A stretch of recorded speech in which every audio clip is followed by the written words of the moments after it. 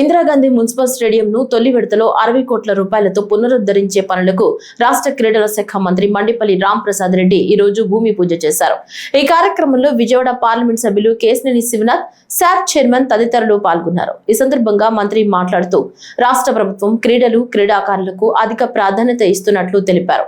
కేంద్ర రాష్ట్ర మున్సిపల్ నిధులు 170 కోట్ల రూపాయలతో స్టేడియాన్ని పునరుద్ధరిస్తున్నట్లు తెలిపారు. చాలా సంతోషంగా ఉంది.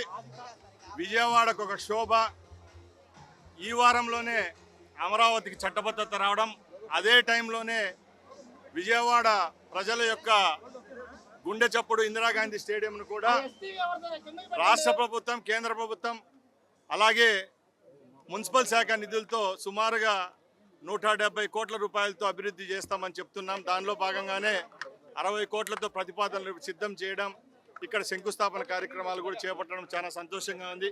ఈ కూటమి ప్రభుత్వంలో కేవలం అభివృద్ధి సంక్షేమమే కాకుండా రాష్ట్రానికి సంబంధించి క్రీడాలోకాన్ని ముందుకు తీసుకొని పోయే విధంగా ఈ ప్రభుత్వం పనిచేస్తూ ఉంది. దానిలో భాగంగానే గత 2 సంవత్సరాలుగా పేద క్రీడాకారులకు ఎవరికైతే రాష్ట్ర ప్రభుత్వం ద్వారా రావాల్సిన ఇన్సెంటివ్స్ను 25 కోట్ల రూపాయల పైగా సుమారుగా 400 మందికి ఇప్పించిన ఘనత మా ముఖ్యమంత్రి గారికి, అలాగే మా యువ నాయకులు లోకేష్ గారికి దక్కుతుంది.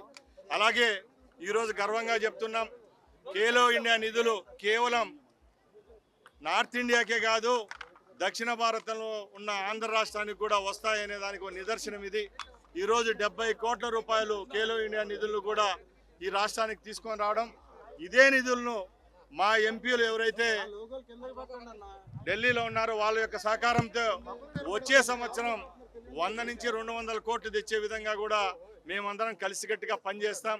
ఈ రాష్ట్రంలో ఉన్న క్రీడాకారులకు సంబంధించిన ఇన్ఫ్రాస్ట్రక్చర్ డెవలప్మెంట్లోనే కాకుండా వాళ్ళకు కల్పించవలసిన అన్ని స్థితిగతులను మెరుగుపరిచే విధంగా ఈ ప్రభుత్వం చర్యలు తీసుకుంటుంది.